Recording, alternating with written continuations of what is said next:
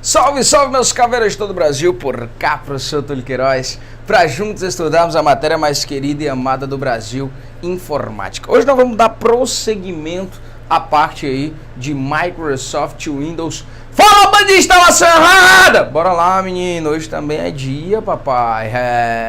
Professor, não acaba mais não, nunca acaba, nunca termina, é assunto demais de Microsoft Windows. Nós estamos aqui tentando trazer da melhor maneira possível, porque é um tópico, sem sombra de dúvidas, indispensável.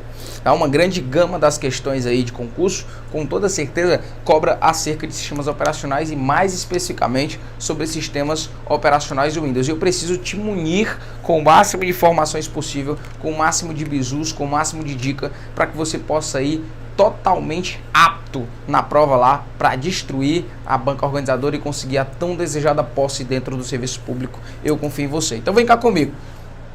Vamos continuar a parte de Windows. Nós vamos falar de algumas ferramentas aqui que são disponibilizadas para o usuário. Aqui nós vamos começar com o defrag ou desfragmentador de disco. Desfragmentador de disco, ou ainda o otimizador, o otimizador. Professor, o que é otimizar? Vamos lá. O que é otimizar o seu tempo? É utilizar o tempo que você tem da melhor maneira possível, sem procrastinar. Então, essa é a ideia que eu vou ter aqui. Quando eu falo em otimizar, é como se eu estivesse falando em quê aqui, ó? É como se eu estivesse falando que esse cara aqui, ó, ele é um organizador. E quando eu falo em disco, eu estou falando em disco rígido. Então, esse cara, ele vai organizar o HD. Ele vai organizar o disco rígido, beleza? Então ele vai tentar ali fazer com que o HD ele fique mais organizado da melhor maneira possível, para que ele tente diminuir a bagunça que existe dentro do HD. Como assim, professor, bagunça? O HD ele é de leitura sequencial, ou seja, ele segue uma sequência, certo? Ele é de leitura sequencial, ou seja, ele segue uma sequência. Então vamos imaginar aqui um exemplo. Ó. Imagina aqui o HDzinho. Imagina aqui o HD, tá? Dessa maneira aqui, ó. Lá eu tenho as partezinhas, ó, de onde eu vou armazenar as coisinhas. Show de bola. E aí imagina o seguinte, ó. Devido à bagunça de você apaga uma coisa, coloca outra coisa, sobrescreve alguma coisa, você vai alocando, e sempre que você vai salvar um arquivo, você não consegue salvar ele de maneira inteira. Então você vai salvar ele de forma fragmentada. E devido à bagunça, o HD ele vai salvar em locais chamados de descontinuados, ou seja, sem seguir uma continuação propriamente dita. Por isso que acontece para você rodar, para você executar um arquivo, você tem de rodar todo o HD. E por isso demora na execução. Então, o que o desfragmentador ele faz? Ele pega esses arquivos que estão alocados de forma descontinuadas e os aloca de forma continuada. Eu gosto de fazer uma analogia do desfragmentador de disco com a nossa mãe. Mamãe é organizada demais. Mamãe é um ser perfeito, por natureza. Mamãe, vai organizar. Nós temos a nossa gaveta masculina, porque geralmente o homem é muito bagunceiro, mulher é mais organizada. Mas pode acontecer de ter mulher bagunceira e homem organizado, né? Essa não é a regra, mas pode acontecer. E vamos imaginar que a nossa gaveta caibam, não sei nem se existe essa maneira correta, caibam. Vamos imaginar que dá para colocar ali 20 cuecas. A gente consegue botar só 18, porque a gente é bagunceiro pra caramba. Mamãe, vai organizar lá, coloca lá 37 cuecas, 4 shorts, 2 calças, 3 blusas, 4 camisetas, 5 par de meia. Ainda sobra espaço. Pergunta que eu te faço: ela aumentou o espaço da gaveta? Deixa eu pensar, professor. Aumentou não. Então, são duas coisas que esse tal desfragmentador, ele não faz. São duas coisas que esse elemento, ele não faz. Ele não libera espaço. Ele não libera espaço e ele não corrige erros. Ele também não corrige erros. Ele não libera espaço e ele também não corrige erros. Professor, existe alguém dentro do Windows que faz essa função de corrigir erros? Existe, nós vamos falar dele agora. É o ScanDisk. Esse ScanDisk, deixa eu me colocar bem aqui para ficar bem bonitinho, ó. Esse ScanDisk, ele é o que, ó? Ele é um verificador. Esse ScanDisk, ele é um verificador de disco. Beleza. Ele é um verificador de disco. O que ele faz, professor? Ele faz uma varredura. Ele faz uma varredura. Ele faz uma varredura em busca de possíveis erros. Ele faz uma varredura no disco. Quando eu falo em disco, mais uma vez eu saliento com você que disco eu estou referindo-me à ideia de disco rígido. Então ele faz uma varredura em busca de erros. Esses erros podem ser de dois tipos. Eles podem ser lógicos ou esses erros podem ser físicos. Ou eles vão ser lógicos ou eles vão ser físicos. Professor, o que acontece com os erros lógicos? Ó? Esses erros lógicos, eles são identificados e eles são corrigidos. Ó. Eles são identificados e corrigidos. Aqui não tem nenhuma objeção, não. É tranquilinho, sem nenhuma objeção. Ó. É bem simples, sem nenhuma objeção. Já os erros físicos, pode acontecer um erro físico dentro do meu HD? Pode, ele pode cair, danificar, ele pode empenar alguma parte ali, pode acontecer erros físicos nele. Só que o ScanDisk, ele não é nem uma retífica, né, de HDs, ele não é nem um cara que vai retificar até o HD ali, vai corrigir fisicamente, não. Então ele só toma cuidado para fazer o que? Isolar a área afetada. Para quê? Para que o usuário ele não venha a salvar mais nenhuma informação nessa área que fora afetada. Então o ScanDisk, ele é um verificador de disco, ele faz uma varredura em busca de erros que podem ser lógicos ou físicos. Os erros lógicos ele identifica e os corrige, os erros físicos ele identifica e isola a área afetada. O próximo carinha aqui é o BitLocker, cara. Imagina aqui um cadeadozinho, ó. Imagina aqui um cadeado, cor mais linda do mundo, um cadeado. Esse carinha aqui, ó, ele é uma ferramenta,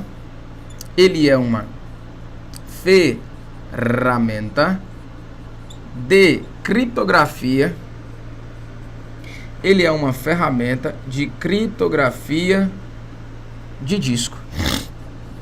Beleza? Ele é uma ferramenta de criptografia de disco. Professor, disco, mais uma vez, HD, disco rígido. O que acontece, professor? Vamos imaginar que você tem ali dentro do seu disco rígido informações importantes. E você não quer que as pessoas elas tenham acesso, pessoas que podem estar utilizando seu computador, seu filho, seu sobrinho, sua tia, sua irmã, sua avó, vovó, minha vovó pelo menos, ela é a vovó que gosta de tecnologia. Então, vamos imaginar que você tem ali informações importantes e super relevantes e você não quer que essas pessoas acessem. Você utiliza o BitLocker. Detalhe importante, esse BitLocker, ele pode também ser utilizado para mídias externas ao computador. Então, vamos imaginar que você tem ali um HD externo, né? Você tem ali um HD externo e você tem informações super importantes dentro desse HD externo. Então, você criptografa. E toda vida que você logar, conectar pela porta USB, ele vai pedir uma senha, né? Ele vai pedir ali uma chavinha para você poder logar no sistema. Professor, isso é uma chave? É.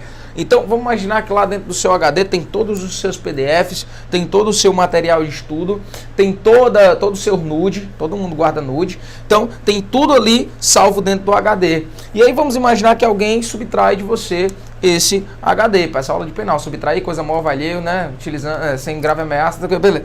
Alguém tomou de você, quando alguém tomou de você e conecta ali no computador, a pessoa não vai ter acesso às suas informações, haja vista que ela não tem a senha. Mas, vamos continuar agora, vem cá comigo, ó, vamos aqui, ó, falar de painel de controle. Quando a gente fala de painel de controle, a gente lembra da banda. Meu vaqueiro, meu peão, conquistou meu coração, na pista da paixão e valeu. Painel de controle era a banda que tinha aqui, boa, pá. Mas não era boa mais ou menos, era boa pra caralho. Mas de resto, bora lá. Bebi muita cachaça ouvindo painel de controle.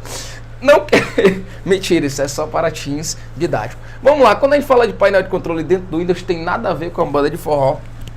Painel de controle nada mais é do que a principal, anote bebê, a principal ferramenta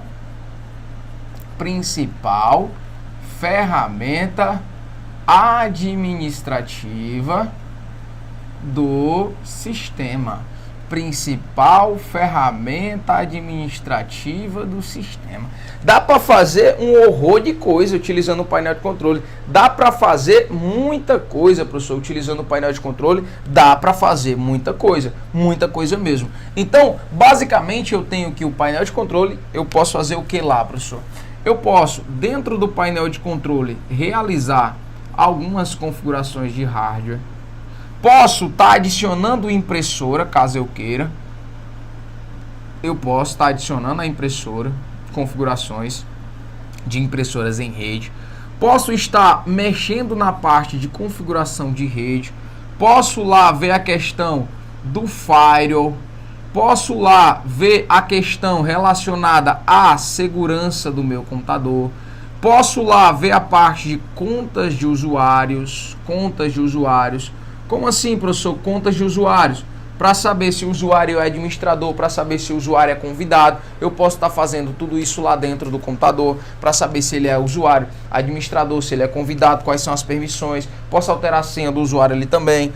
Posso ver a questão do controle dos pais ali também, para saber se os meninos estão assistindo pornô.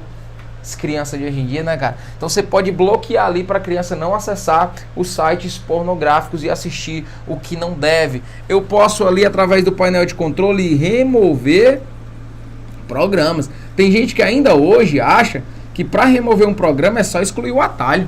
Excluiu o atalho ali e apagou o programa, meu filho. Aí que você se engana. Aí você está redondamente enganado. Então o painel de controle é a principal ferramenta administrativa do sistema. Show de bola? Então nós vamos agora falar da ideia do histórico de arquivos. Histórico de arquivos. O que é que a gente tem aqui, professor?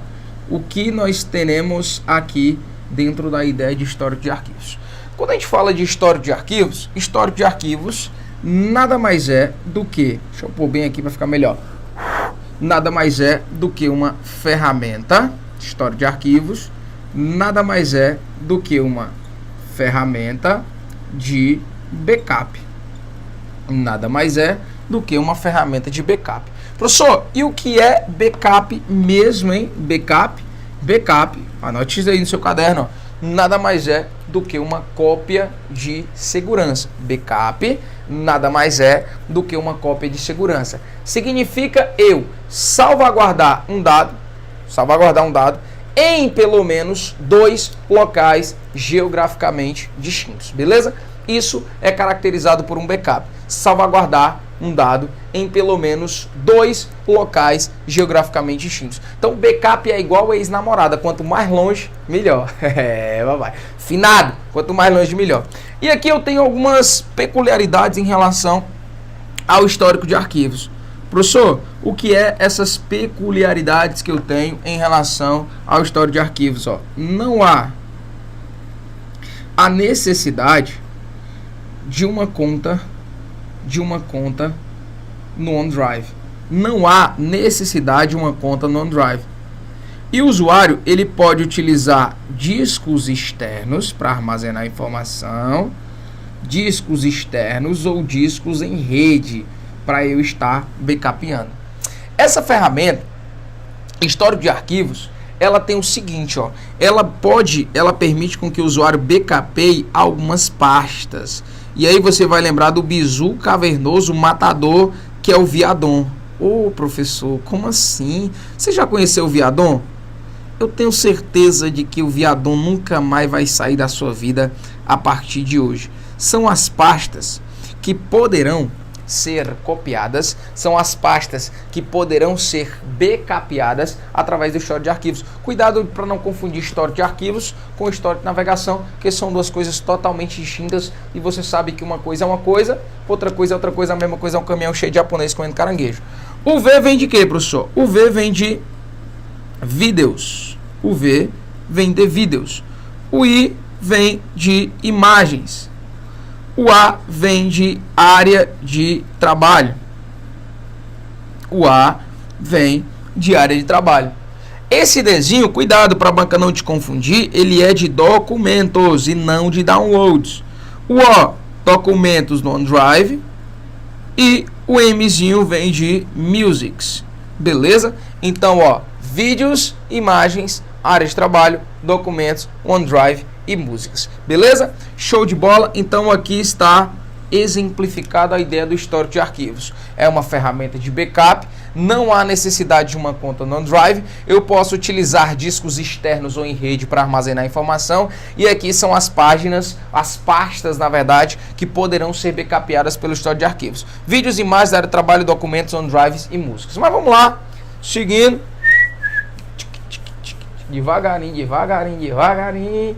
Olha aí, ó, restauração do sistema ou ainda a ideia de imagem do disco, imagem do sistema. Pode ser chamado aqui também. Essa imagem do sistema, ela pode restaurar contas de usuários, anote isso aí no seu caderno, ó, contas de usuários, aplicativos instalados e configuração do Windows.